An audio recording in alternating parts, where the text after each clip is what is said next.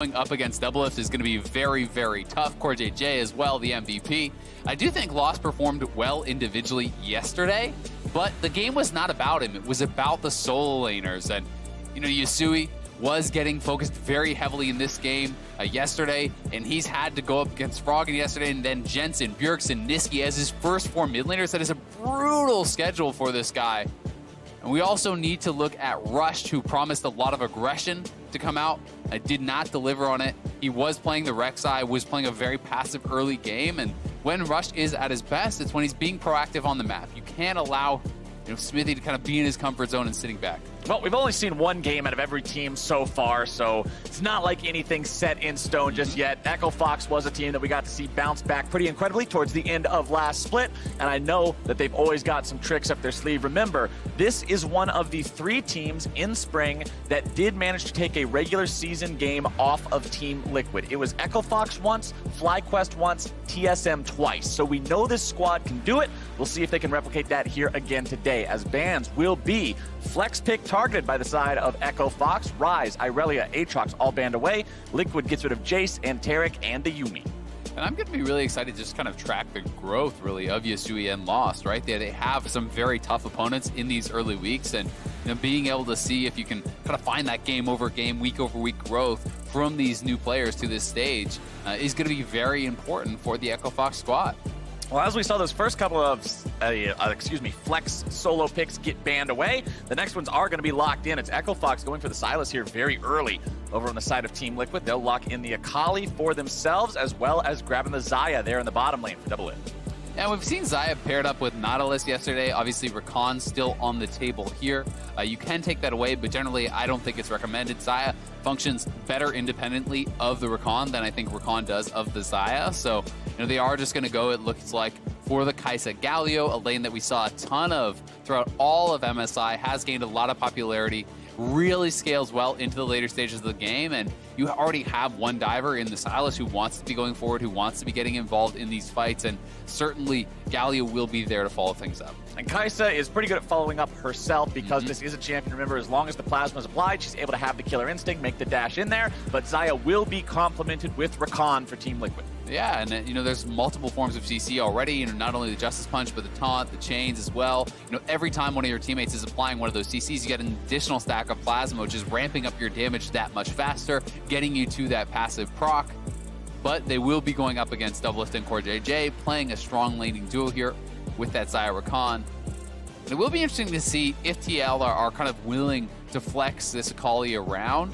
It has been mostly Jensen that was playing this throughout MSI. When it did come out, it was going to the mid lane, so I think Echo Fox is likely going to be expecting that. We saw some Akali from Impact in spring, but it's certainly not been one of his go-tos. At the same time, I've got to give Impact credit, because as a player who was known mostly for tanks, who spent some time with carry performances in spring, starting off, those weren't as impressive, of course, as people would have liked them to be, because they were like, oh, we should see Impact back on tanks. Impact's a tank player. Put Impact on tanks. At MSI, he did a wonderful job playing carry champions, and even in Liquid's rougher games, he seemed to be the shining star in that darkness there for this team. So if they do put him on Akali, I wouldn't be surprised. Yeah, not at all. And that was up against Wonder and Shy and all these incredible top laners that people thought he was going to be getting beat by. And it wasn't even just at MSI. Through their entire playoff run, he played exclusively carries. Through play-ins, he played exclusively carries. MSI exclusively carries. So certainly, Impact, I think, reestablishing himself as a big carry threat up in that top lane. And, teams are going to have to give respect over to that. Well, the second half of the bans are completed now, as Rumble, Olaf, Jarvan, and Camille are all going to be removed. Some focus on the jungle there, as well as looking a little bit towards those solo lanes. We did see Camille played against the Pyke earlier. We also have seen Rumble in the mid lane. But it looks like Team Liquid are going to default to a pretty staple jungler in the current iteration of League of Legends in grabbing the Rek'Sai there for Xmithie. Yeah, Rek'Sai, really strong early jungler, certainly does have a lot of dueling potential. Even in the kind of mid-game fights, I do think that you are very, very powerful. GP Skarner, though, so back-to-back days of Skarner for Flowers is going to get locked in. And, this is something that you talked about yesterday, but it's very powerful, not just in kind of diving forward, looking for those picks, but also in actually grabbing and locking down some of these champions that will be diving into your own team, such as the Rek'Sai, such as the Akali. These are champions that are going to be fairly squishy, generally building essentially pure damage. So you do have to take into consideration now, not only can Galio taunt remove you from your Shroud as that Akali, you can then be ulted up by the Skarner, so that does make it much more difficult to navigate these sorts of fights. At the same time, remember also, it was yesterday in the game against Golden Guardians that Rush was on the other side of the Skarner versus Rek'Sai matchup, on the losing side of it, and it feels miserable as the Rek'Sai if you do not get ahead early. You don't get to do much in the team fights, those longer extended skirmishes, you're not as effective because you're just a bruiser that's behind the curve of the game. Skarner always has the utility in the ultimate. We'll see if Echo Fox can find those picks and make this choice work. You can see the team's got plenty of damage to back it up if they can get that pick set up. Yeah, they definitely do. And on the side of TL, they are going for that lane counter pick, you know, of the Vladimir into GP. This is a pick that can bully out GP, that can be extremely difficult post 6. You are even able to be threatening, actually, you know, 1v1 turret dives onto the GP. Can be a really, really tough matchup for him. So look to Xmithie, especially in those later stages, to be going up to the top lane, trying to threaten dives, you know, onto this Gangplank and really keep him down. I mean, these are probably two of the single highest damage output champions in the game that you could play in top lane. Gangplank versus Vladimir, incredibly volatile, incredibly explosive. If one of these guys gets off on the good foot and the other guy's just sort of stumbling around, the team fights will quickly wash the other way, and it turns into a real nightmare scenario for the guy that is behind.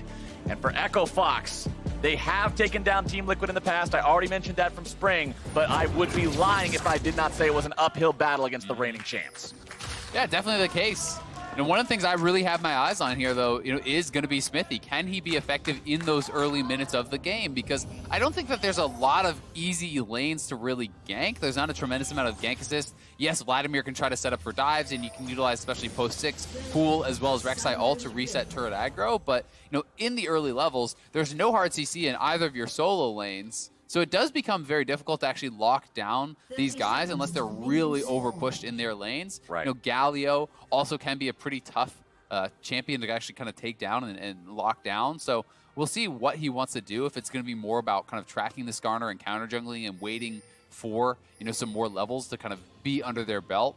But I don't see a lot of easy places for him to go and kind of pull off ganks. Yeah, when you look at that top lane that I talked about being so volatile, neither of the champions really have a lot of gank setup, and they both have a lot of good gank avoidance in the pool and in the remove scurvy. So unless somebody really overplays their hand, goes way too far forward, making a play up there will be tricky for either side. Yeah, and really for Solo, it's about surviving, right? You know, he's kind of playing the other side of the matchup that we normally see Impact on. He's so well known for the GP, for surviving lane, for utilizing that ultimate to go down to the bottom lane and really playing a focus style down there. I think this draft is very well set up for Echo Fox to look for that sort of play here too, because you have, you know, Galio for that setup. If Skarner comes in post 6, taunt flash, Skarner ultimate, GP ultimate layered on top, that is a tremendous amount of threat towards the TL bot lane. So things are going to be kind of flipped on their head, so to speak, from what they're normally playing in this type of matchup. And as we see both the junglers starting off here, it's going to be a red into Krug start for both.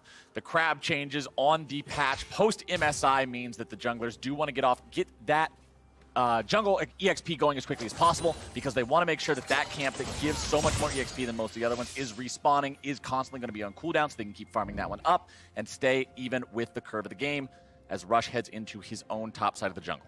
And I think one of the big important things to note about it is it also kind of reduced the importance of level 2 power from your junglers. Yeah. You know, it had been so much about you need CC to remove, you know, the bonus resistances from that Scuttle Crab. You need to be able to duel the opposing jungler, you know, at that Scuttle Crab as well.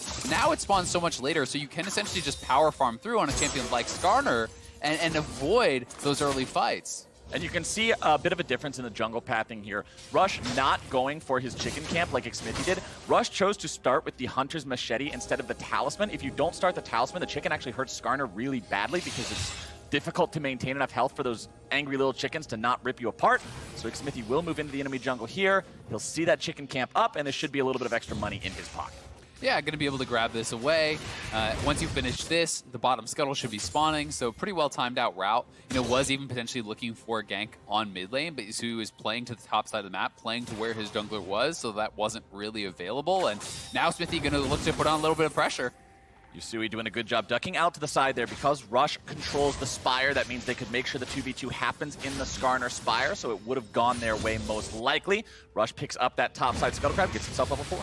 I mean, this is a small thing, but this is something that you can take into your game, certainly as a mid laner. Always play to the side of the map that your jungler is on, right? You know, you can cheat to that side of the map, and this is threatening the potential of a counter gank. This is threatening, you know, an easy escape path, or even that 2v2 or 3v2 could be there if your top laner's roaming down. So, you know, just that small bit of positioning from Yusui has been keeping him safe from this pressure that Xmithie wants to put on. And at the same time, the bot laners recognized, hey, Xmithie showed up mid lane and then walked back out the bottom half of the lane. That means that TL's bottom lane feels pretty comfortable pushing up the way that they are. Rush. But Rush is coming bot side. He's got the Predator ready to go. Doublelift trying to get himself away. Already having popped the flash. Still looking to walk out of this one. Stun coming down. Doublelift going to be in some trouble. Xmithie makes his way into the lane. Down through. It's going to be TP channeled. Hakuho is going to be brought down very low. He's first blooded. And Rush is going to go with him. It's a 2-0 for TL. Yeah, and that is huge. Echo Fox committed both of their TPs from the solo laners down here to this bottom lane,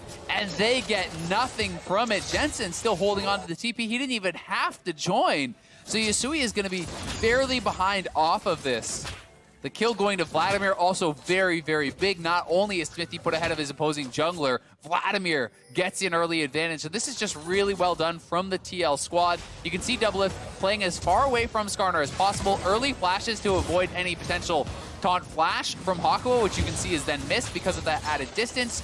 The knock-up as well from CoreJJ came through before the Skarner stun could be procced, which bought so much time for them to create this space for Xmithie to arrive, or Impact to TP in. And that was just a perfectly handled 2v3 that bought time for their teammates to come down and get those kills. And as you already said, and I think it needs to be highlighted again, it's not just what you saw happen in terms of the outcome of the fight, it's the consequences in burning the teleports for nothing for Echo Fox. That's an incredibly long cooldown. It means a lot in terms of the pacing and control of your individual lanes, and now it's not available for either one. Exactly, and if your game plan was to play to that bottom side, next play you make there, you have to say, well, Jensen could TP down and turn that around. We have nothing to join, right? It makes it so you really can't go for those sorts of plays, and now Solo could be in trouble. Solo knocked up into the air, still has flash available here, having to pop that one to get himself away. Xmithie doing a good job there, burning the remaining summoner spell from the Echo Fox top side. Yeah, that is really big, because now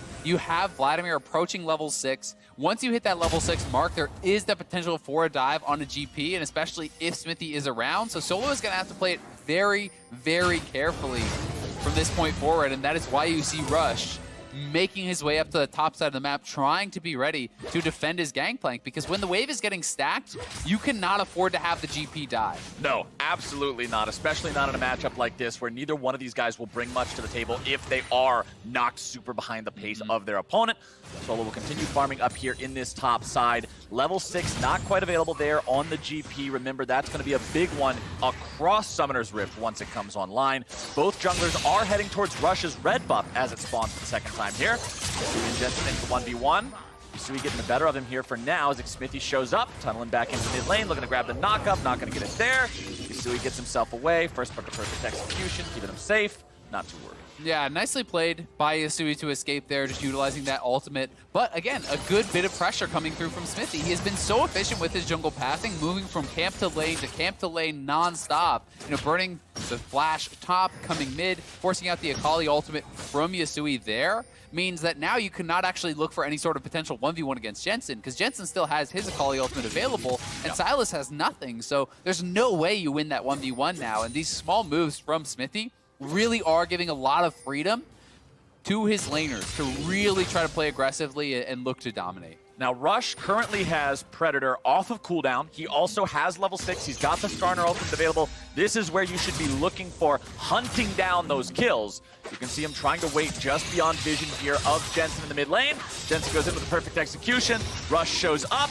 Jensen trying to stay in the smoke, get himself away safely. Rush will not be able to make a play. Jensen just walks around a little bit there. Ends up getting the free summoner spell out of Yusui as well as the Predator from Rush and gets himself away. Yep, uses his ultimate, but he gets a flash and he gets that time spent from Rush. And honestly, really intelligent for him to not reveal from the Shroud whatsoever. Yeah. If you do pop out of that Shroud to try to get the kill, you're going to get ultimate up by Rush. You're going to get pulled under the turret. You're going to get taken down. So doesn't greed out Xmithie now dueling up against Rush here. Xmithie versus Rush. It's a pretty rough fight for the Skarner, even on your Spire, because Rek'Sai is so strong, because you get to do this, but Rush manages to get the kill because of the burn on the red. It also looked like the Skarner ultimate actually interrupted the cast on Rek'Sai's ultimate. He was going into that dive initially, got interrupted, then takes so much damage before he can get it off that he burns down and goes down. So really well played there by Rush, getting the best of Xmithie, and that is an important one to win. You need to get something out of that ultimate, especially when your team is behind, and we're going to get to watch this one more time. So both junglers having eyes on each other, looking to fight over this. Xmithie does win it, but this is fighting on the Skarner Spire. He has so much additional attack speed, and that is really the biggest thing here. And it looked like he was trying to actually cast that animation, did get interrupted, then tries to go through, but he's already too low and does get burned down by that red buff. The red buff ticked just in time, because if Xmithie would have come out of there, the burst would have been enough to kill Rush off as well. So very well done there by the side of Echo Fox. Also, just want to go ahead and drop the number on that one. 70% attack speed from Skarner at level 6 on the Spire. Huge difference in fighting him there and not there. So just enough for Rush to be able to win that fight. I mean, Akerchi's start is 15% attack speed, right? Yeah. To put it into perspective, that is like an absurd amount of effective whole inventory gold that you're actually getting. You're just stacking up. You're holding daggers left and right. You got something between your toes. Like, he's definitely attacking very quickly, and we actually had it confirmed by ProView that it was interrupting that ult animation from Xmithie. So that was such a close timing. He got knocked out of that. Otherwise, he likely would have taken Rush down. It might have been the dive animation into the ground. Exactly, for Rek'Sai that's what it was. Like, I mean, to just burrow himself and then get the knock up. Because I don't know if Skarner's actually able to interrupt the Rek'Sai ulti when she starts to dig. I'm not sure if that's one of those unstoppable animations or not. But either way, being able to interrupt what his opponent was trying to do was critical for Rush to find that success there. He'll now grab that Scuttle Crab in the top part of the river, and we'll see if he tries to make any more moves happen just yet. Does have Flash, does have ulti, does have Predator. That's about the scariest the Skarner can be at this point, but he's just going to look to farm up Shelly with nobody else nearby from TL. And thankfully for Solo, nothing has happened to him during this kind of time where his Flash was down. Flash is coming back up. Jensen was never able to make anything happen with his TP. It was just used to get back to lane. So the solos of Echo Fox have their TPs back. You do have the ability to try to turn things around, but that is a very defensive GP ult just used to try to potentially stop a dive that could have come in.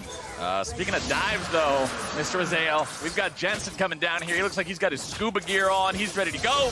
Jumps back in, has himself that shuriken to make sure he gets on top of the Echo Fox members. Xmithie going forward, looking to find himself a knock-up. On to Lost he goes, and Jensen cashes in $300 in the pocket of the TL mid laner, and it looks like plates are on the menu too. Yeah, I think they could likely get first turret here. That turret was so incredibly low, can probably just straight up knock this down. Looks like they're going to try to just even donate it perhaps over to Doublelift. And that is a really big deal. That is your early GP ultimate getting spent defensively, and they just waited it out because it wasn't used on the aggressive play. So TL will say, okay, great, you cleared out the wave, but there's still 4 of us here and only 2 of your members around. Echo Fox, though, will trade back. I do really like this. Echo Fox sees the chance. They're like, okay, we got to use Shelly here. Best possible time to do it. Get the plays, get the turret, get something in return. Don't just bleed out that bottom structure for free, so they at least strike back there. But what we were talking about with these 2 newcomers to the LCS stage in Yusui and Lost having to go up against experienced top-tier veterans in Jensen and Doublelift, it's being shown so far. Yeah, and I mean, I've got to highlight these 2 bottom laners. Check out those inventories. Look at the CS differential. Look at the gold differential between these 2 guys. That is absolutely enormous right now. 1,400 gold separating the 2 ADs here at only 12 minutes into the game is a massive difference, and that has resulted in early Essence Reaver plus the tier 2 boots. So Doublelift now at such a strong point is just going to swap up top. They're going to try to continue to utilize this pressure to really snowball the game. And this goes into a conversation that we were having yesterday in a game with the Skarner when it was Echo Fox going up against the Golden Guardians. Look at the inventory of CoreJJ. QSS, first built here by this Rakan after getting done with the support item and the mobility boots, shows me that CoreJJ is going to be the guy who goes in, he stops Rush from initiating on the rest of Team Liquid. If Rush pulls him, no big deal, pop the QSS, get out of it, and it makes life much more difficult for the Echo Fox initiator. Yeah, I mean, I think it's a great buy, not only against this Skarner, but also the Galio, who can really shut down a lot of your playmaking. You need that mobility to be able to charm up multiple people with the ultimate, to be running in and out, to be, most of the survivability from Rakan is actually diving in and out of the fights, utilizing your E, utilizing the speed from your ultimate. And if you do get locked down, you can get burst out so quickly. So, the ability to buy that since they're so far ahead. Oh, up in the air goes Yusui, and the damage is down. The flash is too late, and Xmithie will make sure they get that one from the side of TL. They'll grab themselves a couple of extra plates before the turret plating falls. It's going to be 2 almost picked up. There's that second one coming in right before the clock would hit 14, and that's more money for the side of Team Liquid. Yeah, and it's another great play from TL. Their bottom lane is very far ahead, so you simply group CoreJJ over with Xmithie. They make a 3-man play on mid, take that down. Meanwhile, Impact already has the wave here down at the turret, so that is being bled out, and they're even trying to threaten at the blue buff. They're really pressuring on all sides, but now Yusui going to TP in. Looks like Equifox wants to make a play around this blue, but TL had already disengaged, so they get nothing. Yeah, TL's gone. I mean, if you're Equifox, you get to protect your blue buff. At least you can get that onto your Sylas. He'll have enough wave clear to try to hold the turrets. But speaking of holding turrets, you can look at bottom side. Impact is now sitting comfortably in this Vladimir versus Gangplank matchup. You're level 10 on the Vlad. That means you've hit that 5 ranks in queue breakpoint of just never really being worried about dying anymore. He'll continue scaling up, and he'll be a real threat if he's able to dive into this backline of Lost and just blow him up in the fights. He definitely will. The amp damage as well for Xayah, who's super fed. Jensen's very strong. That is very relevant here too, but I have to give some credit to Solo. Impact was the one who picked up a kill on that bot lane TP, is in that kind of counter matchup where you certainly do have the ability to really get ahead if your opponent messes up, and Solo's up farm. He's doing quite well for himself. Yep. He is kind of the bright spot, I think, right now of the team, the one who is going to be closest, if not even perhaps ahead, thanks to the extra GP gold, but things are definitely looking grim for Equifoxes. This is TL in their comfort zone. Yeah. Massive bot lane lead, moving around the map, taking extra objectives. They're so adept at actually snowballing these types of games. 4,000 gold up, 15 minutes in is quite the hill to climb. Jensen, Doublelift, and CoreJJ all looking to make a move here in the mid lane onto Yusui. CoreJJ not quite going to grab him with the quickness, but there they go. They get in the range anyway. Galio makes his entrance. Hakuho looking to block off these guys from making a further dive happen. Solo also making his way into the fight now. Jensen's backing himself away as Yusui still somehow kept alive. Impact not quite going to find the kill there with the ties of blood, and a very nice job from Equifox getting their man out alive. Yeah, they're able to get him out alive. They forced the flash off of both Impact and Jensen. Actually, 4 flashes. Doublelift and CoreJJ used theirs as well, so that is a really big deal with this dragon coming up, and Rush still has flash ultimate, so Equifox may want to try to make a play around here. TL would have to delay if they want to try to challenge for this dragon because they are missing Jensen, and they do not have a lot of those flashes, so they're just going to make the call to give this one up. Yep, they're saying it's not worth it. It's an ocean. Laning phase is already over. It's not going to inconvenience us that much. Not worth risking our lead over right now, but if you're Equifox, you are real happy to have that. That at least shows that you're still in this game, and you can still shut down this Team Liquid war machine. You certainly can, but playmaking gets harder and harder. You already mentioned 1 QSS. There's already 3 available now for the side of TL. Because they are so far ahead, they can do this without being behind on damage. Bottom side, it's Xmithie and Impact looking to make a play here. Xmithie in some trouble, but there you go. That's the QSS. This is the problem being Skarner when you're this far behind as a team. They're still able to pick one up. That is 1-0 for the side of Equifox. Jensen and Impact looking to make a move here, but they won't be able to find anyone in retaliation. Good job there on the pick from Equifox. And that's twice that Xmithie has died during its ult animation. That was very likely the GP passive, that burn actually taking him down in it, and it's got to be a bit frustrating. That might have given them the ability to trade one back. You can also see Jensen with that Null Magic Mantle. That very likely could be a QSS as well. Yeah, there's going to be so few targets here for Rush, so he has to make the most of it and has to rely then on CC chains, right? You have your ultimate QSS. If that happens, then you can get the stun out of it. You have the Galio taunt, or you try to force the QSS on one of your stuns or the Galio taunt, then you ult. But it becomes very much about layering the CC instead of just the initial pick. Yeah, the QSS life on everybody in the enemy team is really rough when your Skarner doesn't exactly feel too good to play into. You are completely dependent on Galio going in there saying, all right, Galio, your job is to get rid of those nasty belts, then I'll take care of the rest. But it is a difficult situation. You can see Rush not going for the Righteous Glory immediately after the Cinderhulk that you often see on Skarner, so he will not have that extra playmaking ability.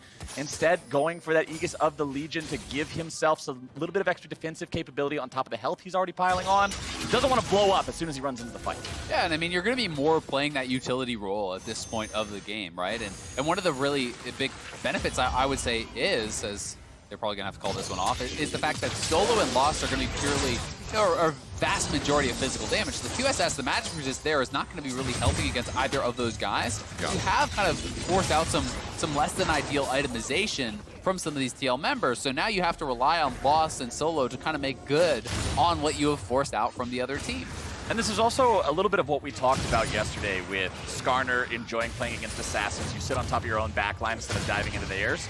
You don't need to have the Righteous Glory as much in a situation like this. You can go for an Aegis of the Legion into what I'm assuming now is a Knight's Vow with the Ruby Crystal and Cloth Armor, because your whole job is to sit on top of Lost and make sure he doesn't die to the 3 different people that are going to be diving onto him. It's very easy for you to get a pull.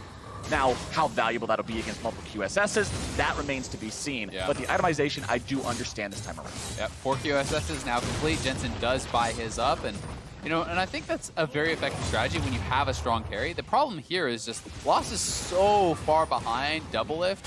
He is 2,500 gold behind Doublelift, so even the fact that Doublelift bought the QSS, he still has more gold being dumped into actual damage despite that. Still an extra BF stored up over his opponent. A Solo's going to be in some trouble now, thrown up into the air, going to be beaten down. Solo gets himself a return kill, though, and that's what Echo Fox needs. Yeah, Solo playing a hell of a game here. 1v3 gets a return kill there, despite Impact having pick up the matchup, so very well played by him. And that's going to feel good that you can get that much, kind of committed, really, to trying to take down your top laner and have him get that kill back. That is the kind of thing you need to buy time for Lost and Yusui to really catch up. Lost doing his best to farm up here in the mid lane, even out some of that CS against Doublelift, but he is still down over 50 against his lane opponent. Mid lane about a 20 advantage there for Jensen. Jungle pretty much even, but Solo's up to an almost 30 advantage of his own in the side lane, and it lets him end up making plays like we see here.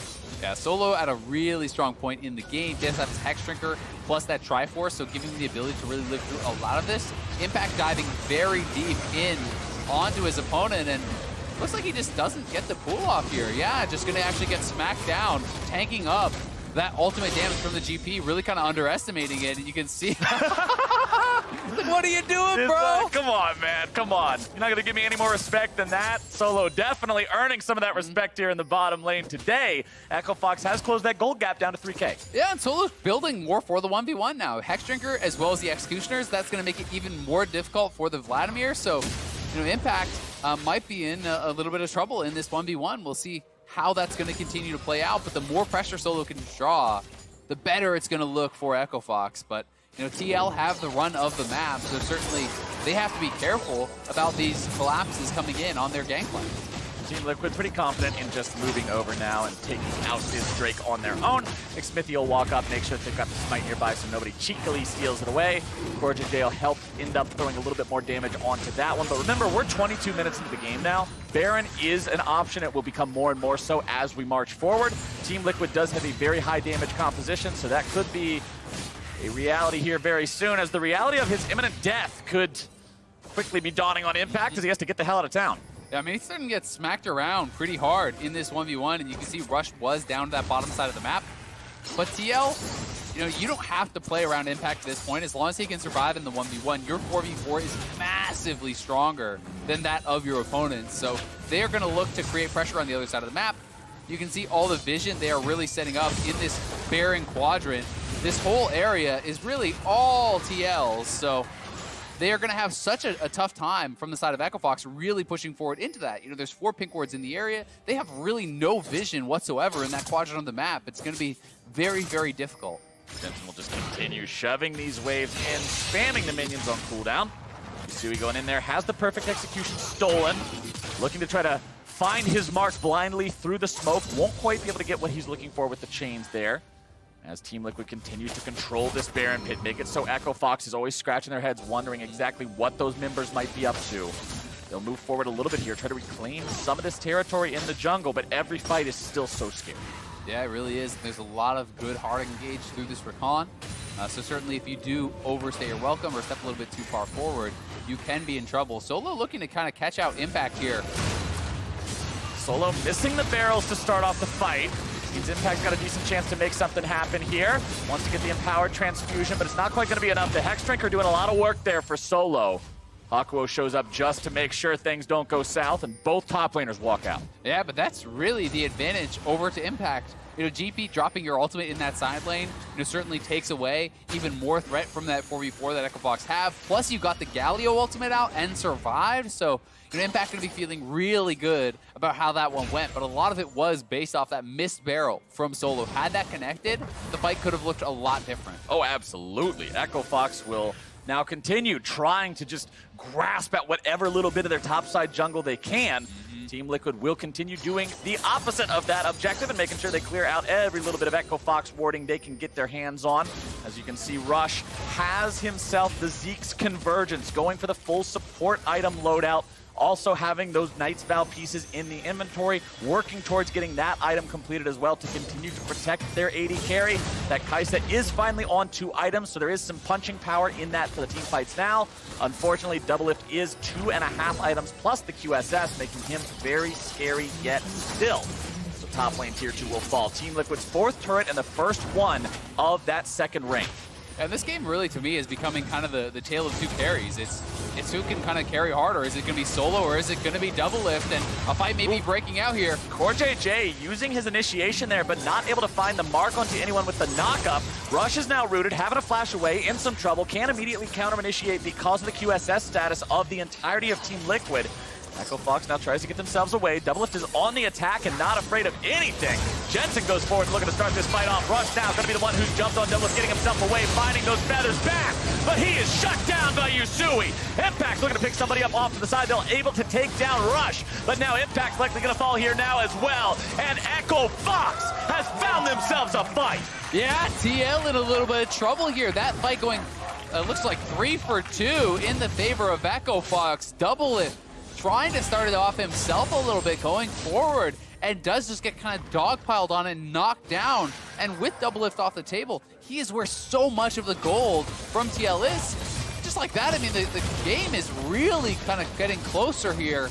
The gold really not that far apart whatsoever at this point in the game. 1,200 separating these 2 teams. Great play there from EchoFox. Team Liquid just getting way too antsy. They blow everything from the Rakan and don't get anything at the start back in the river, and then this happens. Doublelift is so far forward. Yeah, exactly. They're going in trying to take down Lost, and you have to remember, Lost is not strong at this point in the game. Yes, he is, a critical role in the game. He is that marksman player, but Lost is very weak. He's very far behind, so they're committing all their resources. The ult flash from Jensen, Doublelift running forward, trying to take him down, and that was not the critical member. He survives regardless, and EchoFox are able to come out on top in that, plus get a turret. So this game getting closer and closer, this GP becoming so strong at this point. EchoFox has got to be feeling really good after that one. That's the kind of thing that puts some wind in your sails, makes you think, okay, it's not just the solo show now. This isn't just hoping Gangplank can 1v9 while everybody else holds on for dear life. The team showed they were able to win in a 5v5. Liquid showed they were impatient. They are capable of making these mistakes, and this is now a situation where if you're EchoFox, you're saying, we've got a real shot at this. Team Liquid, however, will continue building up these neutral objective advantages. That's 3 Drakes now compared to only 1. And we'll see how far the attention turns towards Baron, with us now cresting that 27-minute mark in the game. Yeah, I mean, despite the fact that it had to feel like Jensen was kind of bullying around Yusui for a lot of this game, Yusui now has more gold than Jensen. Solo is significantly ahead of Impact. You now have a stronger solo laners. You certainly have a way into this game, and Rush is looking as... Whoa. Rush after Xmithie here. This is what you do on Skarner. If your opponent has QSS, you need to mark them, stun them with the E, make them get impatient and think, oh, surely Skarner only has 1 CC. This is a real thing that happens. Nobody knows what Skarner does. And then you pull them after they waste the QSS. The advantage of playing a champ that other people don't play. Unfortunately, Xmithie is one of the people who plays it, so he's wise to those tricks and gets himself away anyway. Not too worried about it. Solo now finding some damage onto Impact here. Hakuho going to be making his way into the fight, and CoreJJ again will not find the initiation he's looking for. Impact is already dead. Xmithie going to be taken very low. He goes into Rampage, grabbing the kill onto Hakuho. Doublelift's going to be kept alive into the back line. Lost still looking to grab the damage onto the TL backside yet again, and they're able to find it. EchoFox will ace Team Liquid. They just got destroyed. Impact getting knocked down there, CC'd up, couldn't get into the pool. He goes down. they could actually end the game here. They have a minion wave. I think that's it. This is a victory march, potentially, for the side of Echo Fox. I already said they were one of the teams that beat Team Liquid in spring. They needed the second round robin to do it. But today, on day number 2 of Summer Split, Echo Fox will take down the LCS champions. And what a way to do it. Team Liquid